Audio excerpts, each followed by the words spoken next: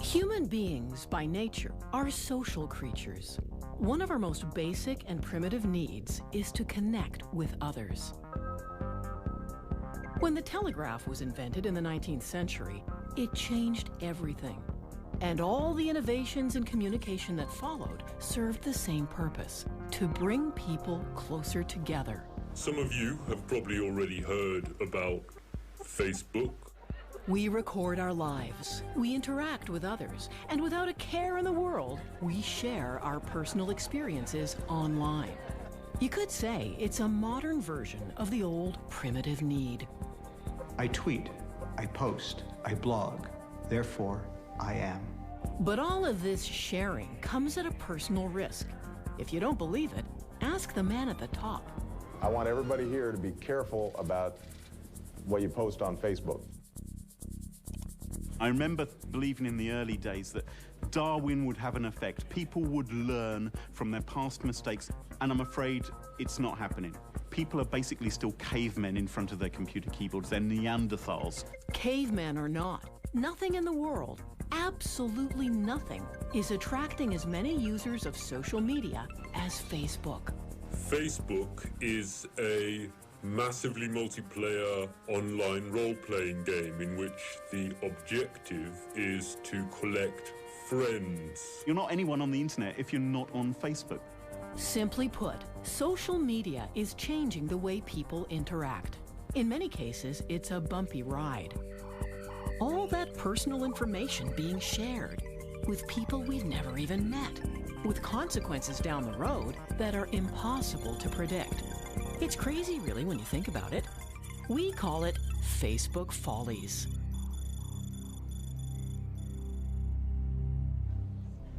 More and more, Facebook is being used to share information about upcoming events. Weddings, gatherings, concerts, and especially parties. Recently, a girl in Germany used Facebook to let her friends know she was turning 16. She forgot to check the privacy settings, and the party invitation went out to everyone on Facebook. Whoops.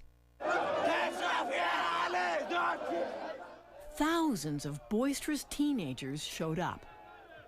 Desperate public announcements by the family that the party was canceled made no difference. Facebook had worked its particular magic in bringing people together. From Facebook, she tells that there's a party right now here, but I don't get in. The birthday girl, 16-year-old Tessa, was nowhere to be seen.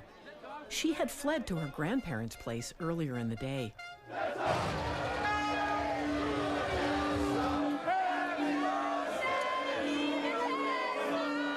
One careless click on Facebook, a momentary lapse by a 16-year-old, a lifetime of Facebook notoriety.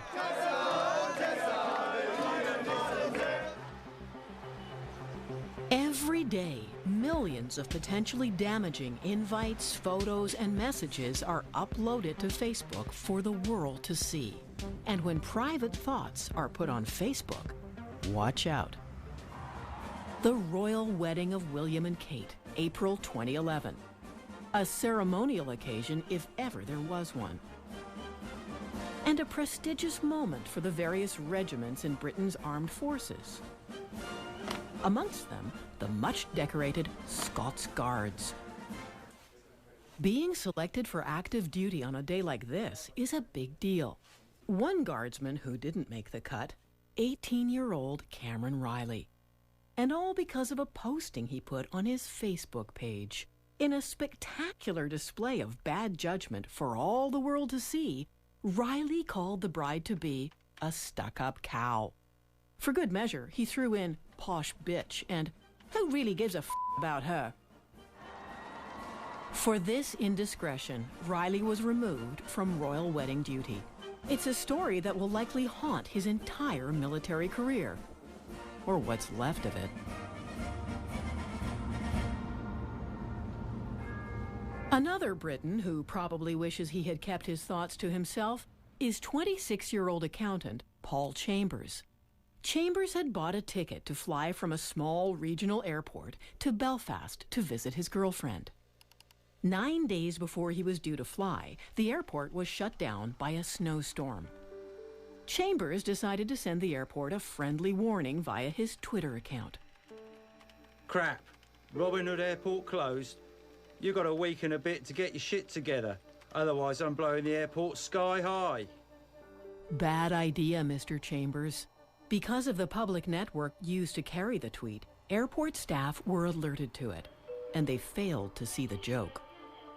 Chambers holds the distinction of being the first person in the UK to be prosecuted under the Terrorism Act for remarks made on Twitter. Because of all the fuss, he was fired from his job as a financial manager. So, what was he thinking? Clive Thompson is a freelance journalist. His expertise is the internet and how it's changing the way our lives are being recorded. You look at the actions of this guy and you sort of shake your head and you're like, are you some sort of an idiot? But then on the one hand, it's like, well, he's just in this collision point in society between a world where if I say something, only the people in my room are going to hear it, and where if I say something online, everyone's going to hear it. And he hasn't quite got his mind around that yet. In the end, the judge fined Chambers the equivalent of $1,500, and he was banned from the airport for life. Unrepentant, Chambers responded to his conviction in yet another tweet. I'd like to thank the Crown for their level best efforts in f***ing up the life of an ordinary citizen. I love Britain. It's not just ordinary citizens who get tripped up on social media. It happens in the nation's capital, too, affecting people who you might think would be more savvy with their tweets. Well, it turns out... Mr. Speaker! That's not necessarily the case. Be in order. Enter U.S. Congressman Anthony Weiner. He found out the hardest way possible that tweeting this picture of his package was a colossal blunder. I'm deeply ashamed of my terrible judgment and actions. Inevitably, the congressman was forced to resign, and everywhere people shook their heads and asked, what was he thinking? The fact is, many people appear not to think before they send out a tweet or post something on Facebook. They are taking a huge risk because you never really know who your friends are. Here in the peaceful heart of the English countryside, there's a battle going on. It's a global war over privacy and personal information. Inside this custom-built state-of-the-art facility, a company called Sophos intercepts computer viruses of all kinds. The company's job is to protect some of the world's largest corporations and government departments against cyber attack. Every day at Sophos, they see the unhappy results of people being careless with personal data. Graham Cluley is one of the company's senior technology consultants. Part of his job is to keep a close eye on Facebook. What most people don't understand about Facebook is it's not being done for love. It's a business. And it's not even free. You may think, well, I'm not paying for this. Well, you are paying for it. You're paying for it with your data. You're giving away personal information, which is a commodity to Facebook, which they can sell on to others. So you actually are the product which Facebook is selling. You, the product, along with your date of birth, your likes and dislikes, your email address, your interests and hobbies. Sophos suspected that, as a rule, Facebook users are far too loose about giving away their personal data. To prove it, they created a Facebook page for a small plastic frog and invited 200 complete strangers to become Facebook friends. Almost half the sample jumped at the chance to share their personal information with Freddy the Frog. Their full name, list of friends, educational information, on and on they went. There's a general problem here, though, that people don't seem to understand, that your private data is private for a reason. Once it's on the internet, you can't ever drag it back. It's out there forevermore, and that's it. You've lost it. It means someone else can steal it in future. It happens all the time. Computer hackers and fraudsters stealing other people's identities to make money. And more, it's happening on social media. It's a truth of human history that whenever a new technology comes along, one of the first people who are going to exploit it are criminals, because it gives them a new way to reach into people's lives, to gull them, to dupe them. And you saw that with email, you know, like scam email things. Now we're seeing it with Facebook.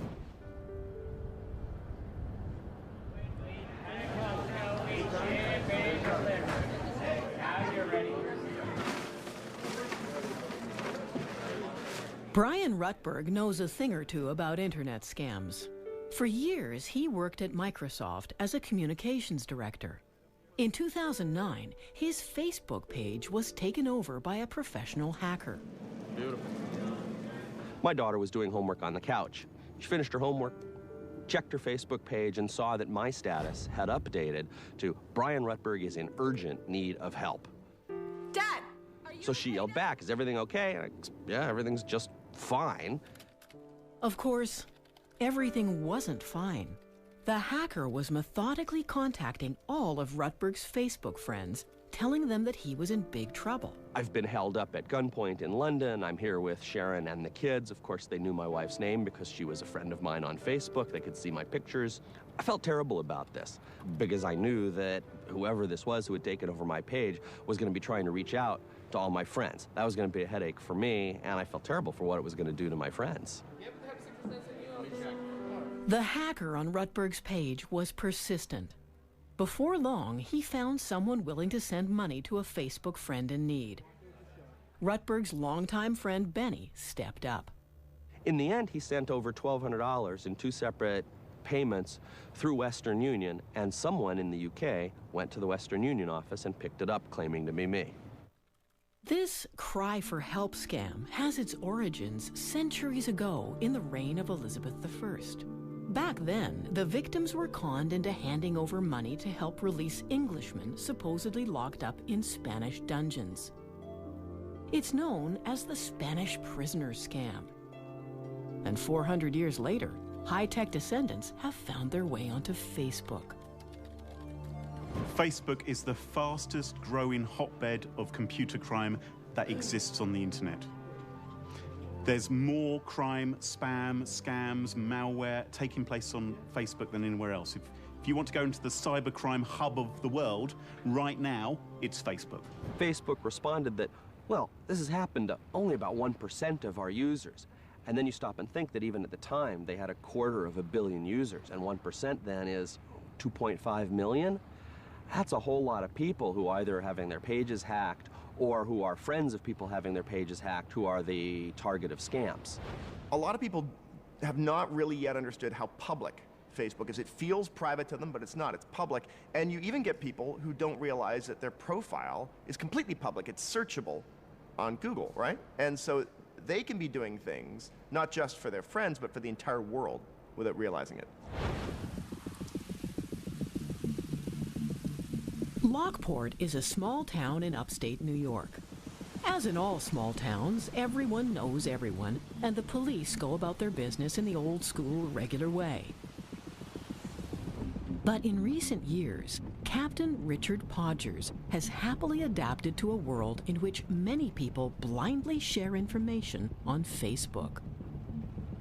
I'm not sure people understand how much police use computers. Good hiding place for some, but the careless get caught. This is a story about a careless criminal and how police used Facebook to catch him. I would say Mr. Krigo is kind of an anti-establishment type of individual. He's a large man, very muscular and strong. In 2009, Christopher Krigo committed a serious assault in a Lockport bar. Krigo became angry seeing his ex-girlfriend with another man, and things got violent. Mr. Krigo struck the victim using both his fist and a dangerous object, being a beer bottle or glass. He caused serious injury to the orbit of the eye. In New York State, serious physical injury with a dangerous instrument is classified as an assault second, which is a serious felony. Krigo was arrested and charged.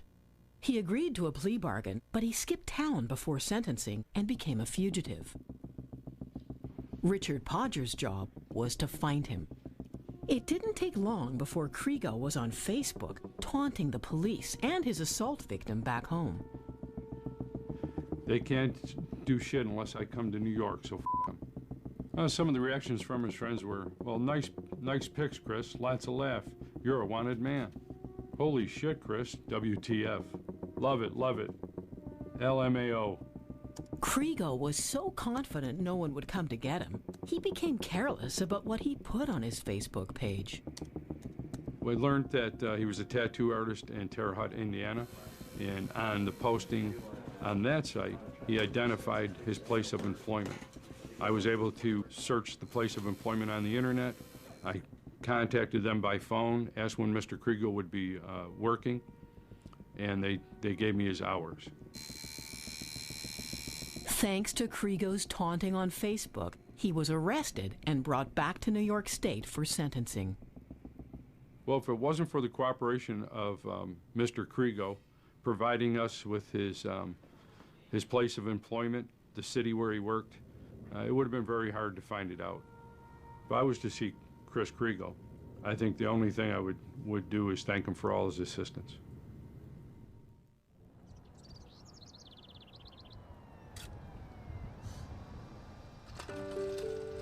A quiet residential neighborhood of Washington, D.C. This is newspaper editor Mark Fisher and his son Aaron, both Facebook users. Facebook friends, in fact. Not long ago, in the sanctity of their own home, they experienced firsthand just how bizarre the new world of Facebook can be. It started on a Friday afternoon. Someone broke into their house through the back door. The burglar worked his way through the rooms, taking anything that caught his eye, including some cash and Aaron's laptop. He also helped himself to a brand new winter coat that had just been delivered from Macy's. The thief was long gone before Aaron got home from school, realized things were missing, and emailed his parents. First thing we knew, we got an email and the subject line was help. The Fishers immediately called the cops and rushed home, arriving just before the officers did. The police threw us out of the house in a matter of seconds so that they could search the house, see if anyone was still here. So far, a routine burglary. But then things took a strange twist. I got a text message from a friend who said, "Whoa, what's that picture on your Facebook page?" I ran upstairs to my dad's desktop computer, which was still there. I go onto Facebook, and sure enough, there's a picture on my Facebook wall. Before he had left the house with Aaron's laptop, the burglar had taken a picture of himself using the laptop camera, and he actually posted it on Aaron's Facebook page for the world to see. Instantly, it all came together, and I called one of the police officers into my office upstairs and showed him the photo and said, "That's your guy." He's wearing a big coat, and he kind of has this smirk on his face, and he's pointing to the cash with his other hand. The cop just kept looking at the screen and saying, "I can't believe how stupid this guy is." Because not only did he take control of Aaron's Facebook account, but he then signed off Aaron's Facebook and signed on to his own account using the same computer, the same stolen computer. Police were able to trace the burglar through his Facebook account, and he was arrested and charged. 19-year-old Rodney King pleaded guilty and is now serving time in prison. It's not known whether he still keeps up his Facebook page. One of the problems we humans have is that we're often kind of bad at judging whether or not something we're doing is stupid or not, or is going to look stupid a year from now, you know? Because, like, particularly if you're young, you know, like, your identity changes very quickly, and the person you are at, like, 19 might be completely different from the person you are 2 years later. One of the challenges Facebook has is that You know, we might put up a photo thinking this is really funny, and then 2 years later you're looking for a job and your potential boss is querying this. That stupid picture of you doing that dumb thing is still there, exactly as it was the day you did it, even if you're 4 years older. Case in point, the riots in Vancouver, British Columbia after a critical game in North America's Ice Hockey Championships. Literally hundreds of people posed for pictures and videos, many of the images destined for Facebook and YouTube. It was as if all that mattered were the pictures themselves, not the consequences sometime down the road. Everything was happening right then, right there, and nowhere else. Which, in the age of social media, is clearly not the case. Dr. Mark Fetterman is an educator and an expert in the way new media is changing the way people connect. The world is today a different place than the world in which many of us grew up. Our experience of the world seems so strange. There are people doing things that seem inappropriate. Old rules don't seem to apply, and we're really confused and conflicted about it. Because we're living through a time of massive transformation, the likes of which we haven't seen since the middle of the 16th century. A rich stream of the sights and sounds of that evening in Vancouver was available instantly online. The global connection that social media creates is all-seeing and never forgets. We are all connected. We all do things that affect one another. We all have an effect on people that we don't even know, on far places around the world. So it is important, I think, for all of us to realize that what I do here affects you there, because there is no there. There's only here. And online, everywhere is here. And right now can be forever. Immediately following the Vancouver riots, a new Facebook page sprang up. Its purpose was to identify rioters from the available pictures, to name them and publicly shame them. Some people called it an online lynch mob. Regardless, the site is full of pictures of people doing things they never imagined would be seen all over the world. And in real life, if you say something, if you do something, the people in your immediate vicinity will know about it, but really no one else, most of the time. Whereas on Facebook, if you say something or do something, the people that follow you will discover that, and some of the people you forgot were following you, that you friended a year or two ago, will see it, potentially, and maybe their friends of friends will see it, and maybe someone will cut and paste it and send it somewhere that you would never have dreamed of. And that is what a lot of people still don't get about Facebook. And pictures like this can be misleading. Who is actually rioting? And who isn't? What we think we see in a Facebook post may not be what is actually going on. It's a little more than an hour's drive from Montreal, Quebec to the small town of Cowansville. Here, a David versus Goliath struggle is being played out. Meet Nathalie Blanchard and her lawyer, Tom Lavin. At the local courthouse, they are preparing to do battle with one of North America's largest insurance companies. In 2009, Nathalie was diagnosed with clinical depression. Her employer's insurance company, Manulife, provided coverage and benefits as Nathalie struggled to recover. My doctor said to me, go out. It's very important for you to go out, see people, see your friends, go in restaurant, go in bar, go everywhere you want. As part of her treatment, as well as going out with friends, the doctor also advised that Nathalie go on a trip. So, she went to Florida with her mother. And she put some photos up on Facebook. Somehow, Manulife became aware of the pictures, made a judgment call, and without giving her any other reason, they cut off Nathalie's benefits. The issue is not whether or not they can use what is available to them on Facebook, it's how they use it. That is the problem. is the misinterpretation of what is on Facebook. If, hypothetically, you had a person who was diagnosed and suffering from clinical depression, which is a devastating disease, and the person's family takes them away on a vacation just as a change of scenery, the person posts a picture of themselves, if that investigator then says, aha, the person has perpetrated fraud, cut off the benefits, that fundamentally is wrong. When I put the picture on Facebook, it was only to hide the depression, and I didn't think about who's going to see the picture. I just want to make people believe that everything is okay in my life. Cut off from her benefits, Nathalie lost her credit rating and, eventually, her house. You know the old cartoon that we see of a guy that's supposed to be off on disability with a broken back or something like that, and he's mowing his lawn, and the detective is underneath the hedge with a camera.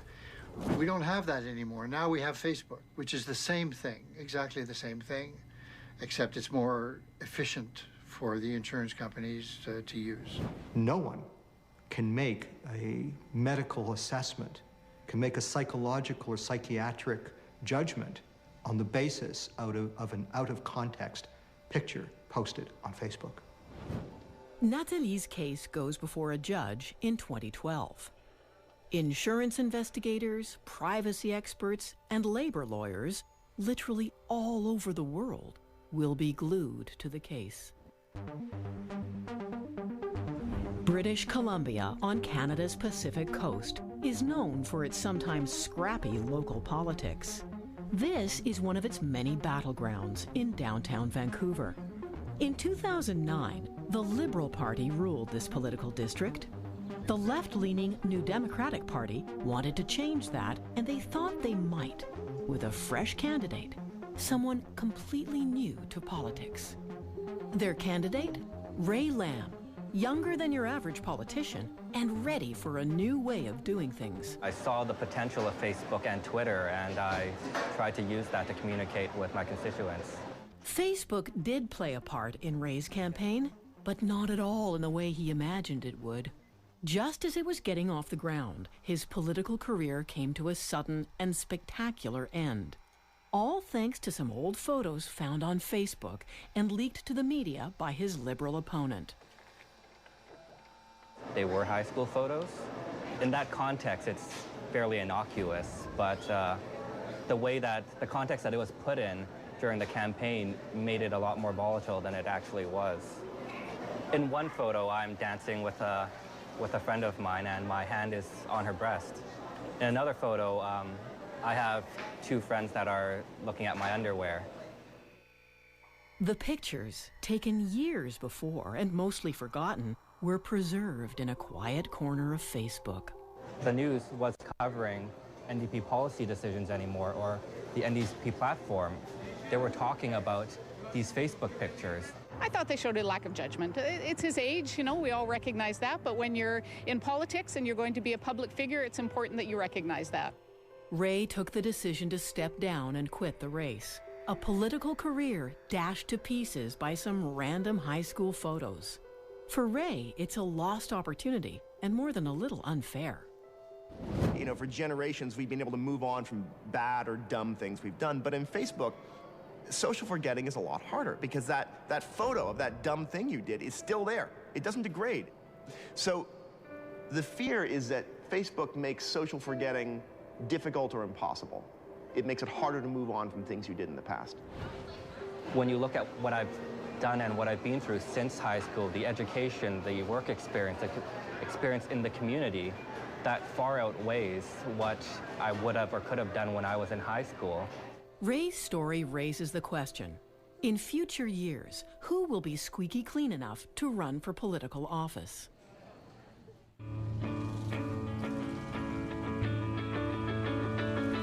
Sometimes a politician caught in a Facebook bind can fight back. Here in Dublin, folks take their politics seriously. They always have. The Irish have always relished the cut and thrust of political debate. 25-year-old Emma Kiernan wanted to join in. She's from Newbridge, a small town just outside Dublin. In 2009, she decided to run as a local councillor against a tide of much older, more conservative, and predominantly male candidates. I wasn't thinking about breaking stereotypes or if it was going to be a male-female thing. I just more focused that this is what I want to do. With the campaign in full swing, Emma became a much bigger story than she could have predicted, and all because of a photo that surfaced on Facebook. I think at the moment when the picture was taken, it was probably about 2 o'clock in the morning.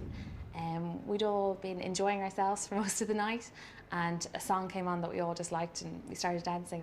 We were dancing, yeah, embarrassingly so. It's not very attractive. The photo quickly became a major news story. A debate raged back and forth, fueled by what some voters saw as a scandalous picture. This photograph doesn't bother me, it doesn't insult me. It's a great memory of a great night out, so I have no problem with it being out there. I just have a problem with how people would treat me or perceive me after looking at it. That's more so what I'd have a problem with. Despite righteous indignation from some quarters and demands that she resign her candidacy, Emma decided to ride it out. I felt, well, you know what? That's me. That's how it is. At this stage, I had done so much work in the election that I wasn't going to let that go to waste. I thought, no, I'm still going to run. I'm not stepping down. That's the end of it. Now we'll see if people really like me or don't. Imagine, for instance, this. In 20 or 30 years' time, our country's new politicians, their leaders, all of their indiscretions at university, all of those wild parties, they will be well documented on Facebook, and they'll be there for any tabloid journalist to come and pick up. And it could be happening to you as well, not just celebrities. So there could be information about you which you're posting online, which could eventually cause you a problem in your job or in your relationships, or to simply be embarrassing. Emma Kiernan's free spirit approach clearly had appeal to younger voters. Some of them started a Facebook page to urge support for her campaign. And as it turned out, on election day, she was victorious. It was a political fight with Facebook as a key factor, sending a clear message. I do think I was a bit naive about Facebook. If you are going to get into something like politics, you need to be very careful about how you use it. As an individual, people will like you, or they won't like you on the basis of what they see on that. And they'll make a judgment call based on image. Another Facebook case involving a photo that attracted unwanted attention happened in the Bahamas in 2009. Imagine you're on holiday. Life is good. It's a great day for a barbecue, and the cocktails are exactly right. Enter Alexander Rust, 24 years old, from Indiana, a big fan of barbecues. It's what he barbecued that caused a ruckus. He and his girlfriend caught and cooked up an iguana, an endangered species of iguana, as it turned out. As people do on holiday, they posted pictures on Facebook, including a shot of the illegal barbecue. To their astonishment, they were charged, prosecuted, convicted, and fined under Bahamas Animal Protection Act. Before the age of Facebook, who would have known? And who would have thought a charity car wash could cause a problem? Well, it did in South Carolina last year at a small town police department. An officer on duty stopped by to have his police car washed by women wearing bikinis. Inevitably, someone took photos, and the pictures landed on Facebook. The local police chief was not amused. He said it was a violation of the rules governing the use of police vehicles. It reflected badly on the force. The officer in question was fired. You see how this works? Someone posts a picture. Big problem for someone else. With all this trouble caused by Facebook postings, surely somewhere Facebook has changed family life for the better. The answer is, of course, yes. With almost 750 million users in the world, Facebook has helped to make some unexpected family connections.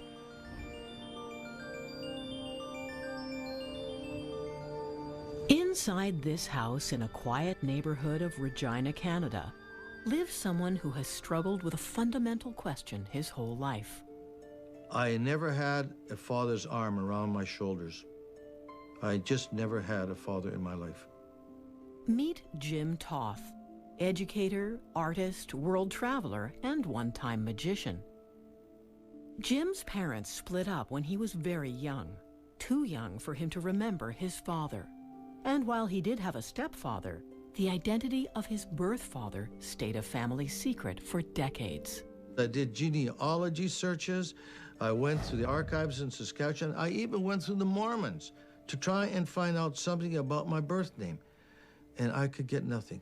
Yeah, you have to go up to the search bar at the top. Okay. That all changed the day his granddaughter Janelle introduced him to something new on the computer. Under Joseph. Maybe try Joseph.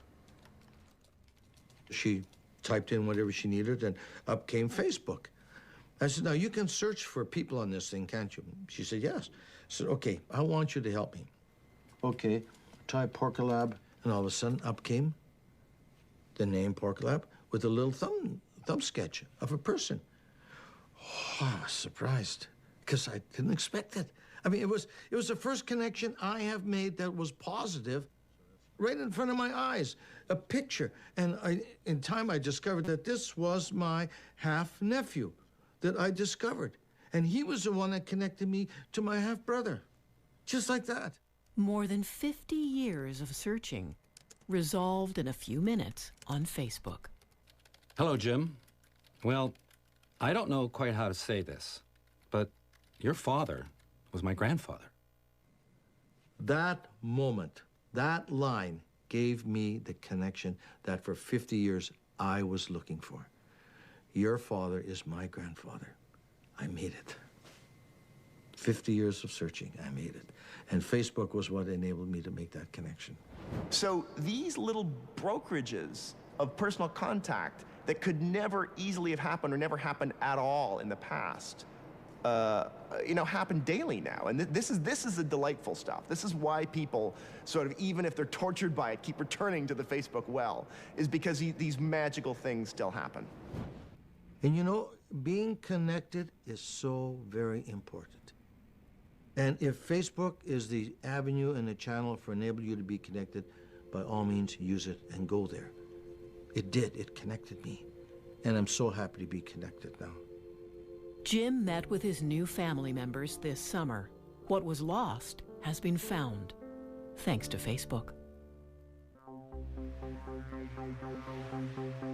We keep hearing that Facebook is all about making connections. So how about a love story unfolding inside this house near Fort Lauderdale, Florida? Meet two young people with a lot in common, including something you might not expect. My name is Kelly Hildebrandt. My name is Kelly Hildebrandt. K-E-L-L-Y. Hildebrandt. H-I-L-D-E-B-R-A-N-D-T. How many pancakes do you want? For Kelly Hildebrandt and Kelly Hildebrandt, life together began on Facebook. It happened because I was bored one night and I was late and I was searching for my account on Facebook and I typed my name into the search bar and he came up and I saw him on the screen and I was shocked that there was another person named Kelly Hildebrandt and that he was a boy. So I sent him a message. She's just like, hi, how's it going? We have the same name. And next thing I know, I'm flying to Florida to meet the other Kelly Hildebrandt.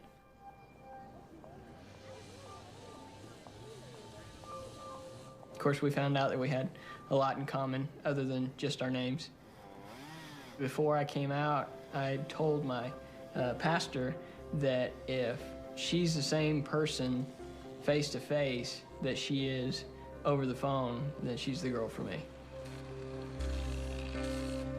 As it turned out, Kelly was the right girl for Kelly. Having made sure they weren't directly related in any way, the two of them got married in a Facebook fever.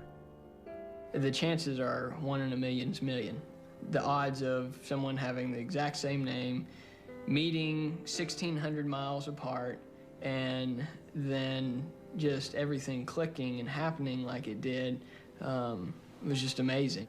The story of Kelly and Kelly's 1,000,000-to-1 chance meeting has been reported all over the world, and it even became fodder for the late-night talk shows.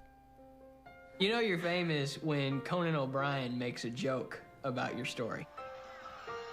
He told our story. He told our story. Kelly Hildebrandt marries Kelly Hildebrandt, and just recently, 100 men changed their name to Megan Fox. Yeah, on Facebook. It's part of the fundamental human condition to connect. There's that almost trite cliche that says, a stranger is a friend I haven't met yet. And in a world that is in such proximity, that's a marvelous thought to hold. Before Facebook, I would have never met Kelly, so I think that it shifted the way my life was headed. I am indebted to Facebook for my beautiful wife, because if it wasn't for Facebook, I would never have met the other Kelly Hildebrandt. If Facebook is about hooking up, it's also sometimes about breaking up. Some people think one of Facebook's most inspired ideas is what's called relationship status. It quickly signals who's available and who isn't. And sometimes Facebook itself plays a leading role in the drama.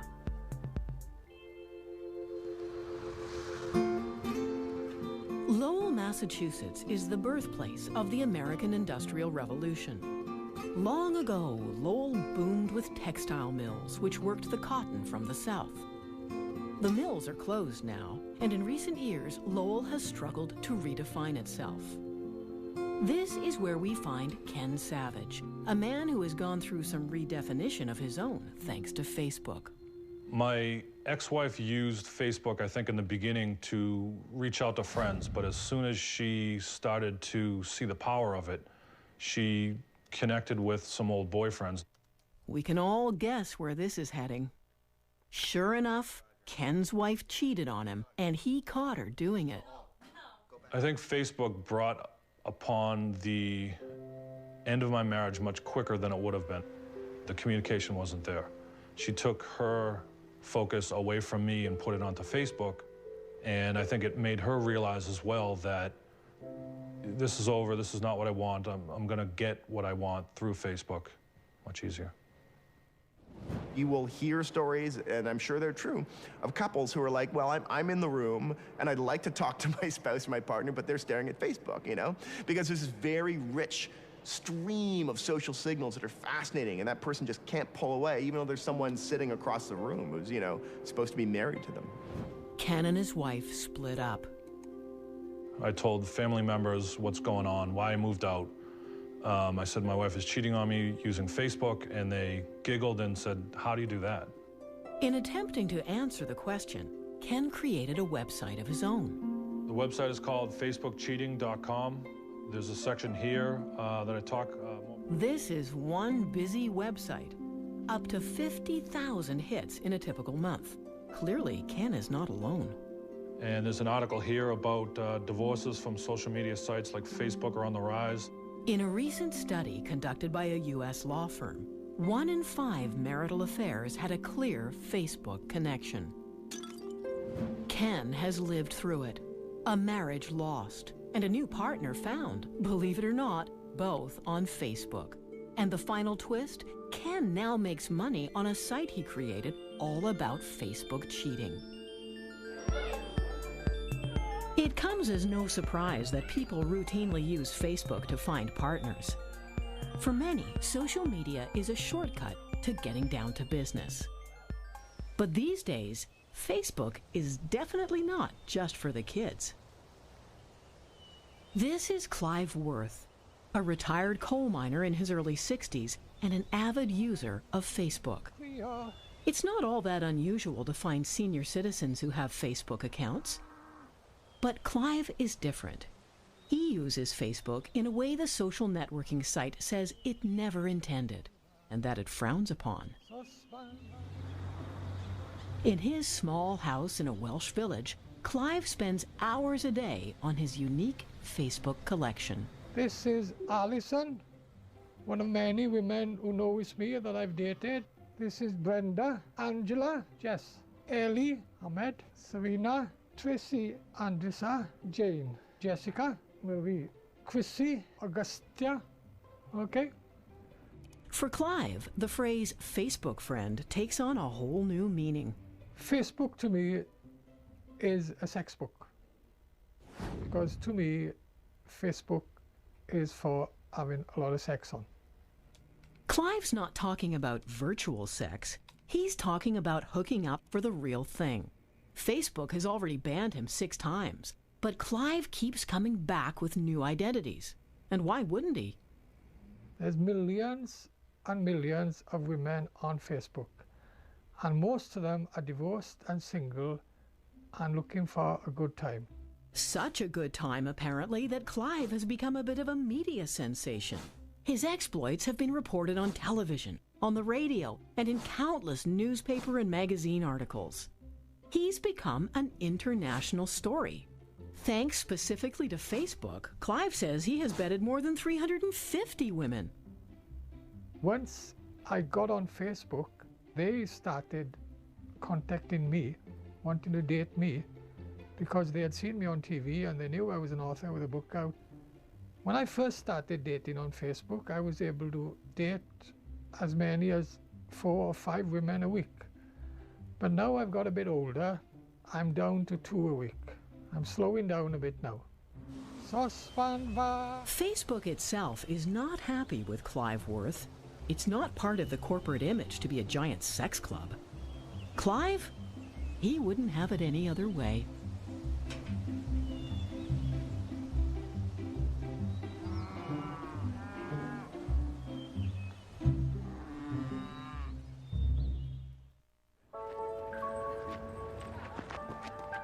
Social media brings us together in countless ways. For people at the beginning of life's journey, it's impossible to imagine the world without texting and Twitter and Facebook.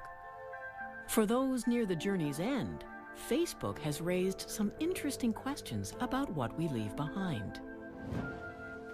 This is Abney Park, a huge Victorian cemetery in London. There are thousands of people buried here, but it's impossible to get a sense of who they were in life. What did they look like?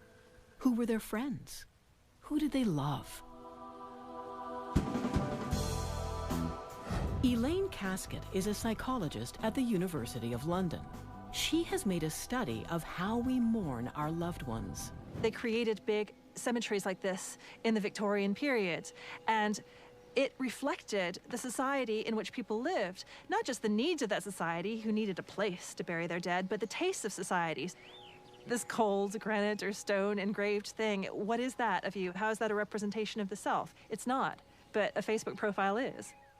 The way that people commune with the dead reflect the way that people live. We live in a social networking age. It makes total sense, therefore, that people are going to commune with people who die via social networking media, because that's the way our society is set up. I'm gonna walk with the Prince of Peace away down by the riverside, way down by. These are family and friends gathered together to say goodbye to Wilma Jones. She is going to be sadly missed by us all because she was loved by us all. Wilma was a Facebook user. After she died in 2010, her page stayed up, and people started leaving posts on her wall for everyone to see. I ain't gonna study the war no more. I love you, Wilma, and I know that heaven has accepted you with open arms. Since you're there, give all the family a big hug and kiss from me. If you're a really avid Facebook user and you post lots of things and you have lots of friends and lots of conversations and lots of comments on photographs and all these kinds of things, it's an incredibly rich and complex record of who you were. Not just who you were as an individual, but who you were in the context of all of your relationships, including your relationships with the people that you leave behind when you die. Jessie, okay? She's just like love. That's what Wilma is, love. That's all I'd like to say. Thank you, Jessie. think she's a testament to what we need to remember, what life is about. For a lot of people, it seems like continuing to communicate with somebody on Facebook feels like the most real, most connected kind of way that they can really speak to somebody and have faith that they're being heard. And that's quite powerful stuff. Hey, Auntie. I find it so weird and yet so comforting that whenever I want to talk with you, I can come on Facebook and write on your wall. It's almost as if when I press enter, I can be certain that my message is being sent straight to heaven. Hey, Jesus died to save us.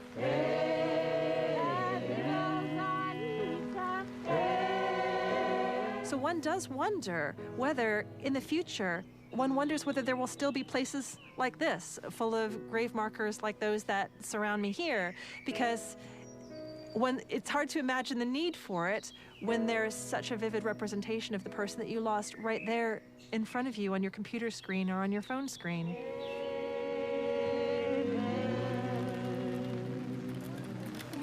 Thank you, everybody.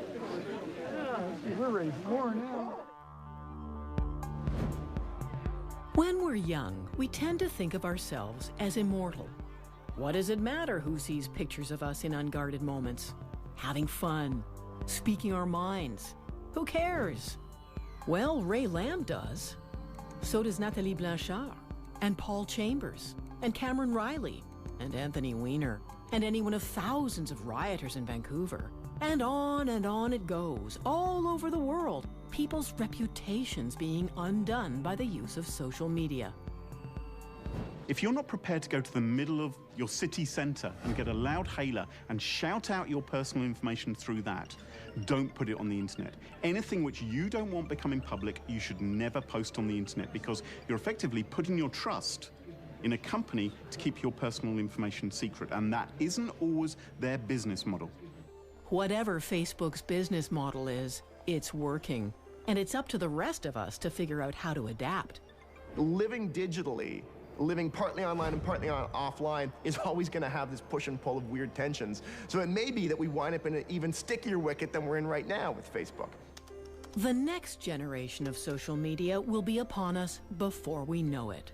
And one far-off day, Facebook and Twitter will seem as quaint as the telegraph. It's not that Facebook or Twitter will change society. They're merely a grease for the wheels. They help move along a change that we're passing through now that will yet take another 150 or so years to be fully realized. Once we come out the other end, it will be a very, very different world.